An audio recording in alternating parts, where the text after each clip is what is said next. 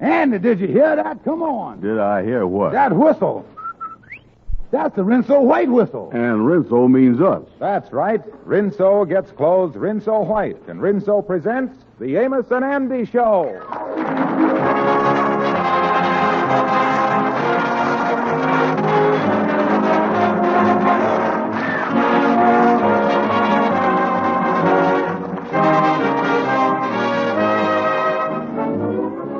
A young bride I knew took to cooking just like a shot. Her first lamb stew turned out sensational. Her cherry pies were Delicious. But more and more, her husband wanted to eat out. Why? We had a pact. I dried the dishes and put them away, but he did the dishwashing. Oh, and no Rinso? No Rinso. We were using a slow-poke bar soap. That is at first. But then you found out about Rinso, eh? Mm-hmm. Now we eat home every night. Gosh, the biggest pile of dishes is done in way less time, with Rinso suds in the dishpan. Yes, stubborn pots and greasy pans come shining clean in far less time. Rinso's soapy-rich suds are easy on your hands, too. Try Rinso tomorrow. And now, our stars, Amos and Andy.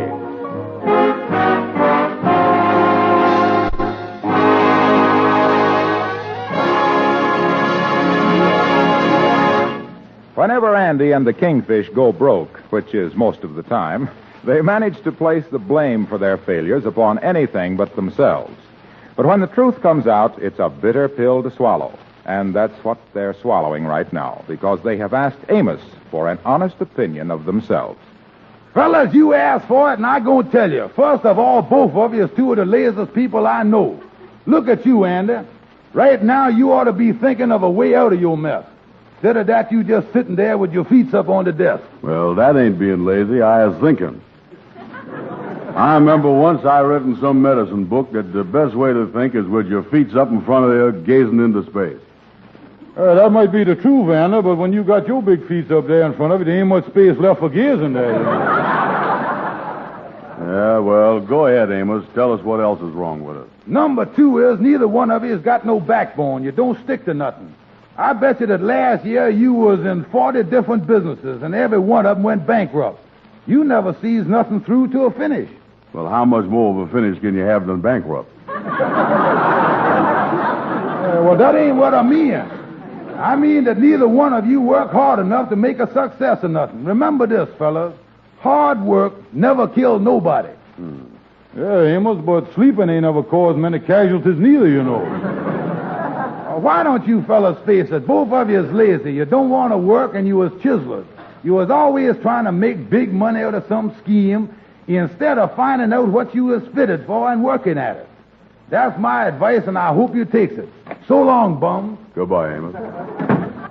Fine friend he is. Accusing us of being lazy, no good chiselers and bums. How can he have the nerve to say them awful lies about us, even if they is true? And I hate to admit it, but I think Amos has got something there about finding what we is fitted for and working at it. Now, what training has we done had? Let's figure. Let's start with school. Did you graduate from college? Well, no. I was going to go to college, but something got in my way. What was that? High school. Seems that they had a rule about first having to go to high school before you could go to college. Yeah. How about you, Kingfish? Did you graduate from college? Well, tell the truth, brother, and I had the same trouble you did about having to finish grammar school and high school, so I jumped over college. Jumped over into what? I took a postgraduate course. Oh. Well, what did you jump over from? Well, the first time I jumped all the way over from the 5th grade into the postgraduate. Then I found out what it was a little tough there, so I jumped right back again, too. That's what I see. So you see, and so far as our training, that ain't fitting us so much, is it? Well, I spent 3 years in kindergarten. Don't tell me it was all a waste of time. Brother, and I've been thinking. I knows one thing. I knows that I is fitted for being a promoter. Yeah? And now the thing for you to do is to concentrate on what you fitted for. Yeah, get you started on the road to success, and then I promote you see? Oh, yeah, but that leaves you sitting down with your feet on the desk and me doing all the work. And you looking at that the wrong way. Let's look at it from the abstract. From the what? From the abstract. Now, I know you ain't gonna be ignorant enough to ask me what abstract is. I ain't, huh? What is abstract? There you go. I knowed you was gonna be that ignorant. Now, open your ears and listen to me. Now, I'm gonna explain it to you. What the abstract is, it's, you got your ears open there now? Yeah, but there ain't nothing coming out your mouth. The abstract means, well, let's put it another way. Well, you ain't put it no way yet. Yeah, well, let's forget the abstract. Let's look at it from the subjective. From the what? I knowed it was coming. I knowed it. I could tell by the expression on your face that little word throwed you. Yeah, well, explain that last word, will you? The word subjective, that's the word. Yeah. Now, you ain't going to ask me what the subjective is you? Yes, I is. Let's go back to the abstract. Well, what is abstract? Abstract is, well, now, let me put it another way. You was here of abstract of vanilla, ain't you? Oh, sure, yeah. Well, it ain't nothing like that, no. Yeah. Well, now we're getting someplace. Why didn't you tell me that in the first place? Yeah, well, it just takes time to explain these things. Wait a minute, wait. Hello, Henry. Come in. Yeah, maybe you can help us here, Henry. Hello, boys. I thought I would drop in for just a chat. I just sold a large insurance policy, and I'm feeling very good. Oh, just sold a big policy, huh? Henry, would you mind telling me and Andy what you owe your big success to in the insurance business? Why, no, I would be glad to.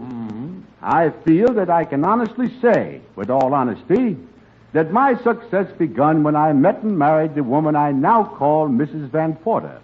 You ain't very familiar with your wife, is you? Kingfish. Don't bust in there. This is reporting. Yeah. So you feel that you owe your success to your wife, eh, Henry? Yes, I owes it all to my dear, sweet wife. If her disposition hadn't driven me out the house, I never would have went to work. Henry, the thing that me and Anna wants to find out the most is what made you pick out the insurance business? Well, it all started during a particularly trying period of my married life. It seems that my wife, who has never been very strong-willed, had fallen into a rather annoying habit. Well, what was that, Henry? Well, every time that I argued with her, she would break a vase over my head.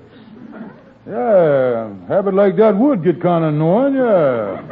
And to continue, the repeated blows upon my head was beginning to cause some damage. Yeah, she must have put some bumps on you, all right. I'll say she put some bumps on me. In fact, it got to the point where I wasn't worried so much about the injuries to my head. I was worried about the injuries to my bumps.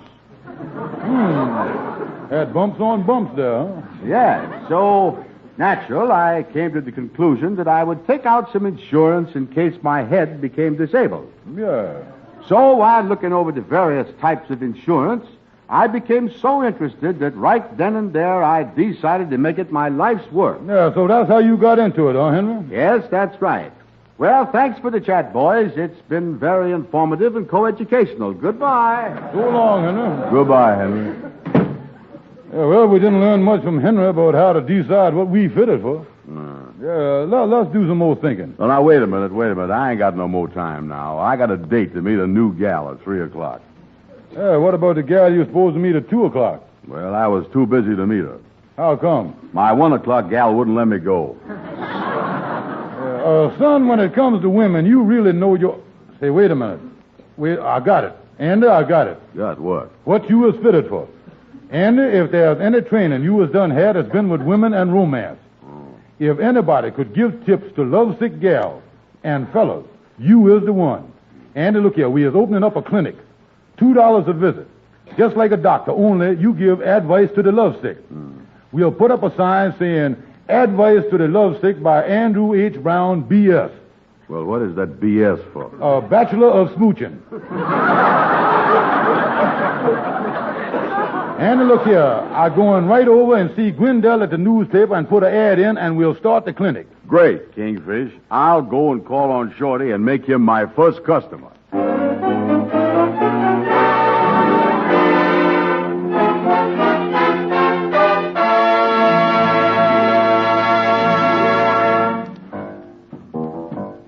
The Mystic Knights of the Sea Quartet singing Don't Fence Me In. Oh, give me land, lots of land under starry skies above. Don't fence me in. Let me ride through the wide open country that I love. Don't fence me in. Let me be by myself in the evening breeze. Listen to the murmur of the cottonwood trees. Send me off forever, but I ask you, please, don't fence me in. Just turn me loose. Oh, turn me loose. Underneath the western sky. Gotta go. On my cayuse. Let me ride till I see the mountains rise. I want to ride to the ridge where the west commences. Gaze at the moon until I lose my senses. Can't look at hovels and I can't stand fences. Don't fence me in. Don't fence me in.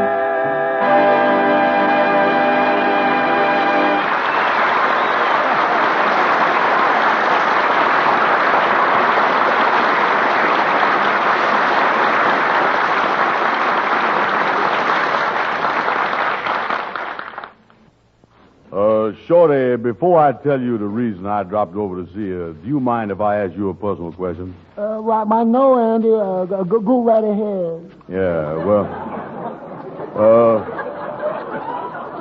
Shorty, tell me this. Has you ever been snuggled up to a gal, your arms around each other, your faces snuggled up close to each other, and then all of a sudden you say the wrong thing? Let me see, Andy. The last time I was with a girl, we were snuggling on the back porch. No, we were snuggling in the front steps. No, we were snuggling in the park. We were snuggling on the sofa. I've never snuggled.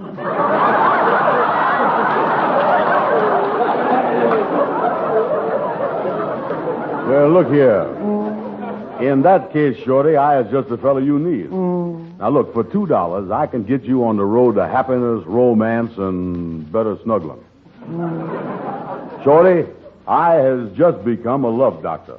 Excuse me, Andy. Did you say love doctor? Yeah, that's right. You mean that there's a cure now for that stuff? Listen, you don't get it, Shorty. I mean for a $2 fee, like a doctor, I learned you how to handle women and what to say so they'll fall in love with you, maybe even marry you. Marry me? Yeah, that's where my service comes in handy, Shorty. Without me helping you, you might get a wife that'll talk your head off and nag at you all the time instead of getting the other kind. And Andy, you mean there really is another kind?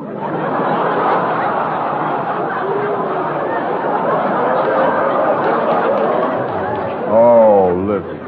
Shorty is, Shorty. Listen here. You know that courting a woman is just like training a dog. You got to know more than the dog. Yeah, you was right about that, Andy. Yeah, I know because I trained the Airedale once. You did, huh? How did it work out? Oh, fine. Yeah, inside of a week, all that dog had to do was just bark once, and I'd sit right up.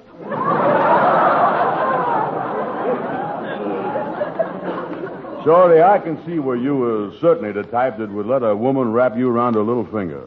You needs my service more than I thought you did. Yeah, I guess I does. Listen, Shorty, you become a customer, and I guarantee you that in no time you'll be taking out gals as pretty as that Lucy Green that I was trying to get a date with. She is really hard to date up, boy. Every guy in town has been trying to get a date with her and can't do it. Yeah, Lucy Green is awful pretty. Yeah, well, how about starting that service with me tonight, Shorty? No, I can't tonight, Andy, no. But tonight I got to visit my aunt. I got to meet my brother. I'm taking my sister out. My uncle is coming to my place, and I got a date with Lucy Green.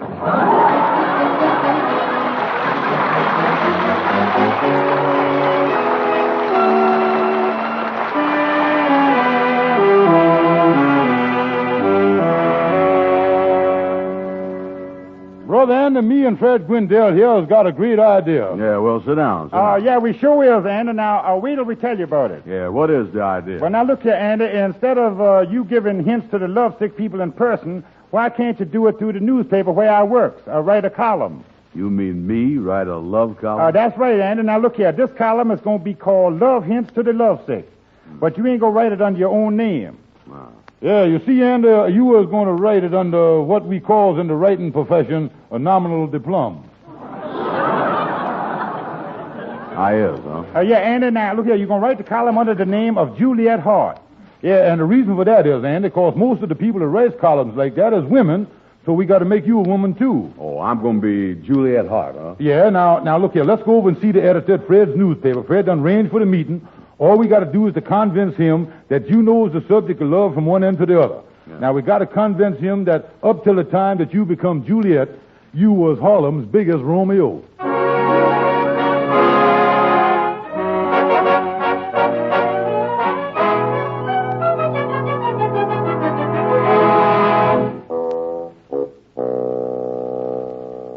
Say that Mr. Brown here is familiar with all the phases of love and romance? Oh, yeah, Mr. Henderson. This boy really knows his love stuff all right. His experience dates way back, too. Yeah, they sure do. Yeah, why, even as a mere child, Mr. Henderson, 8 years old, the gals was mad about him. You know that kissing game post office where a gal asks a fella to deliver 2 letters in a package, which means 2 kisses and a hug? Yes. Well, Andy was known as the Christmas rush. Yeah. After the first 2 post office parties I done went to, my mama marked me handled with care. Well, you certainly started in young, Mr. Brown. Oh, yeah, and not only that, Mr. Henderson, the boy has kept up studying about women's rights through the years. Oh, he a great lover. They call him Casablanca Brown. That's what they call him. Oh, yeah. Yeah, I has done made it my life's work. If you can call it work. Yeah. All right, boys, it's a deal. Good. The column will start in the newspaper tomorrow, and as you say, it will be written as a woman, under the name of Julie Hart. Yeah, but please make out my paychecks in the name of Andrew H. Brown. I want to wear pants when I goes to the bank.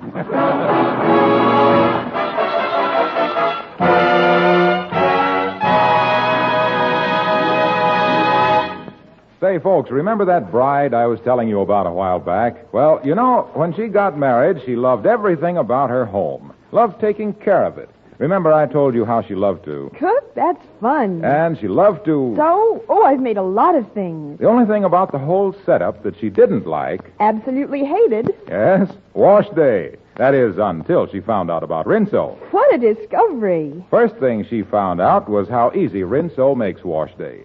As little as a 10-minute soaking in those soapy-rich suds, plus a few light rubs on extra soiled places, and they're ready to rinse. No trick at all. Easy as a breeze. And then there were the results. In a word... Wonderful. Her trousseau linens, towels, sheets, and tablecloths. And my husband's shirts. Of course.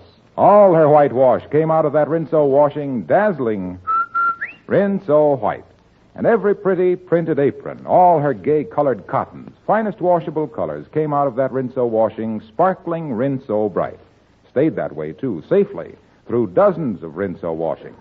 No wonder our bride spends wash day singing... Happy little wash day song. Ladies, why don't you change to Rinso now?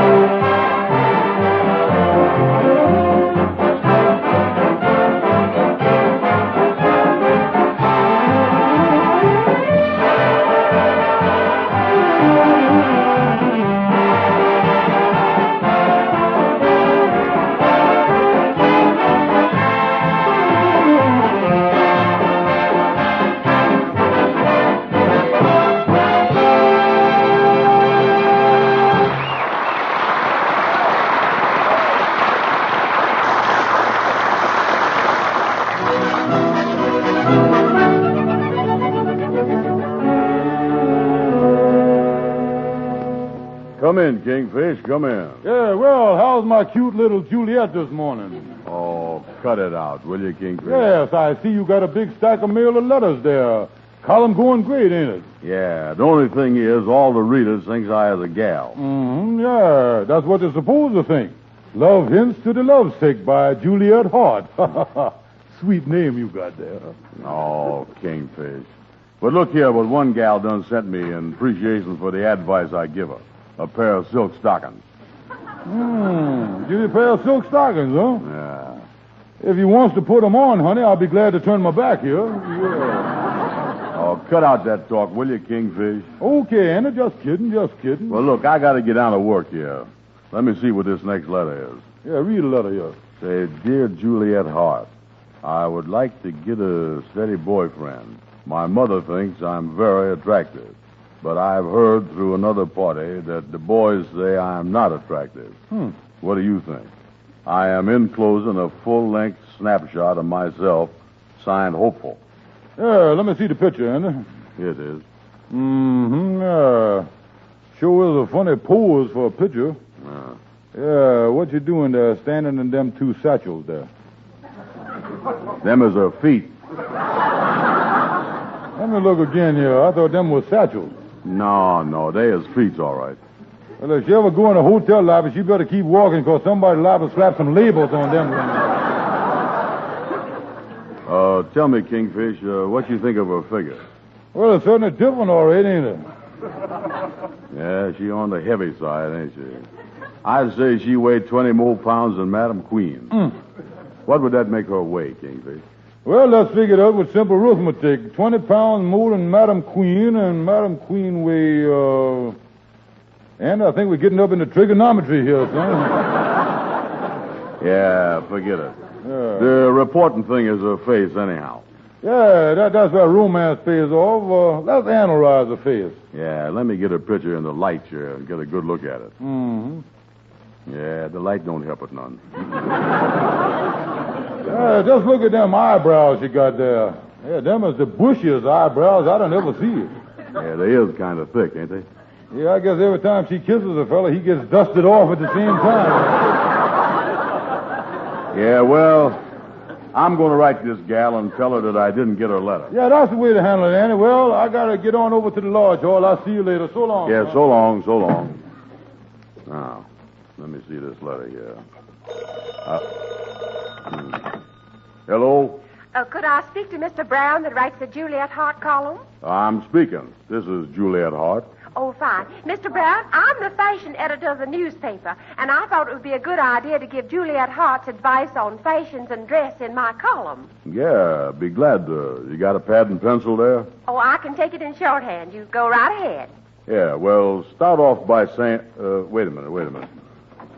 Oh, hello, Andy. How is you? I've been out of town for a week. Yeah, well, sit down, Gabby. Sit down. I'm talking. Hello? Go ahead. Anything about clothes or dresses? Okay, let's see now. We has got to be up to date and everything. For instance, I personally won't wear nothing but the kind of shoes with the toes sticking out in the front. Open-toed shoes? You sure getting fancy there, Andy. You sure getting fancy. Go right ahead. I'm getting it. Yeah, and on account of only wearing open-toed shoes, I always have my pedicure gal put red polish on my toenails. I feel it makes them much more attractive. Certainly been a lot of changes around here in the last week, ain't there? Just a minute, Gabby, will you? Go right ahead. We must also pay a lot of attention to our hairdos. Now, to give you an idea of what the latest thing is, I was going to the beauty shop today. I never thought that of you, Andy. And I'm going to have my hair fixed in a beautiful upsweep with roses pinned on one side and a big rhinestone ornament pinned on the other. This I gotta see.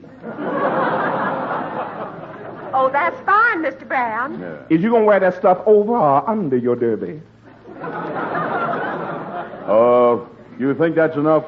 Oh, that'll be just about right. Thank you very much. Goodbye. Goodbye. And you're gonna be the sweetest man in town. Listen, Gabby, since you've been gone, I was writing a love column for the newspaper. And I was supposed to be Juliet Hart. Oh, I see. That really explains a few things that had me puzzled. Yeah, well, I'm answering my mail now. Look here, I'll show you. Here's a letter. Let's see what this one is. Signed Brokenhearted. It's a Dear Juliet. I haven't seen my sweetheart for over 2 weeks. He promised to marry me and then never came back to see me again. I'm all broken up about it and haven't been able to sleep, eat, or work. What shall I do? Brokenhearted. Boy, that's a tough one. What would you do, Gabby? Well, as a lawyer, I would advise her to sue the man for breach of promise, yes, indeed.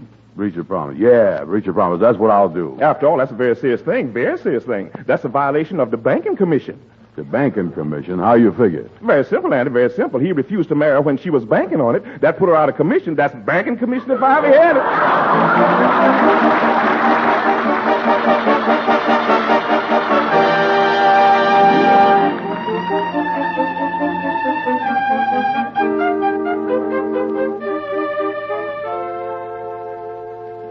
Well, Andy, I'm sure happy you're making a success out of this column you got in the newspaper. Oh, yeah, Amos. The thing's been going over 2 weeks now, and it's a big success. I was making $35 a week. Oh, that's great, Andy. Yeah, well, I better get back to this stack of letters here. They're coming in like wildfire. Oh, yeah, you got a lot of them there, all right. You better get busy and answer them, son. Yeah, let me look through them here. Yeah, let's hear them. You know, Amos, this is the first time in my life I done ever had a job that I liked. It's the first time I ever been out of trouble, making good money, and I ain't got nothing to worry about. Oh, I'm sure glad to hear that, Andy. I'm proud of you, son. Oh, yeah. Hey, wait a minute. Here's another letter from that Miss Brokenhearted. Uh-huh. Yeah, Gabby helped me answer the first one. Yeah. I think I told her to sue for breach of promise or something like that. Yeah, what does it say, Andy? What's it say? Say here, Dear Juliet, you will never know how much I appreciate you writing me about my boyfriend who promised to marry me and walked out. I have talked it over with my family, and they agree with you. Yeah, you sure know your stuff all right, Andy. Oh, yeah. Oh.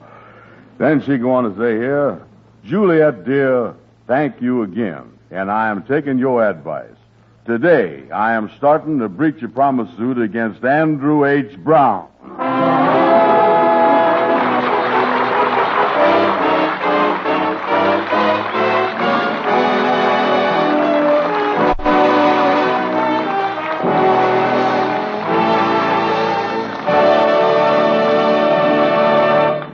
Amos and Andy will be back in just a moment. What a combination, your washing machine and soapy-rich Rinso. With as little as a 5-minute run per load, they'll get your clothes Rinso white and Rinso bright. Next time, make it a Rinso wash day and whistle while you wash.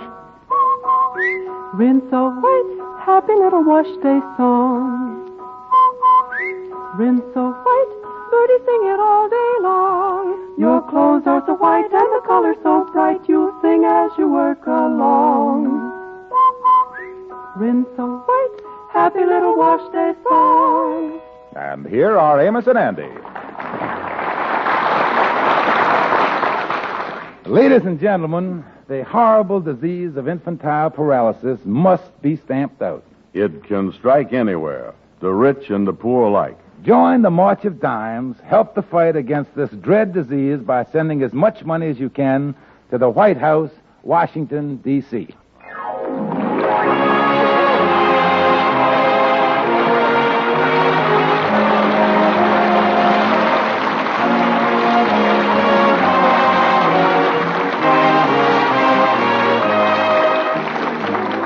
Be sure to be with us again next Friday evening at this same time when the makers of Rinso will again present the Amos and Andy Show, and you'll hear more about Andy's breach of promise suit. This program is broadcast to our armed forces all over the world. This is Harlow Wilcox saying good night to all of you from all of us, and reminding you, ladies, that the used fats you save in your kitchens are helping to shorten the war. They go into vitally needed ammunition, essential military medicines, important military supplies. So keep saving waste fats. Strain them and turn them in to your butcher regularly. You'll get 2 red points and 4 cents for every pound you turn in.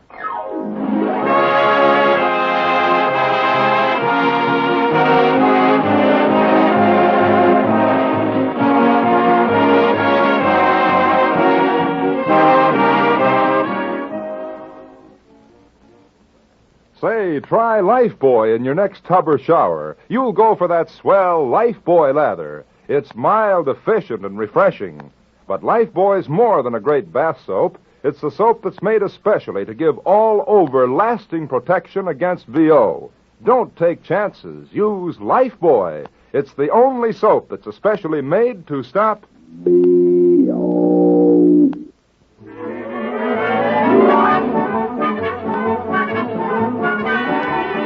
Nice little dog there.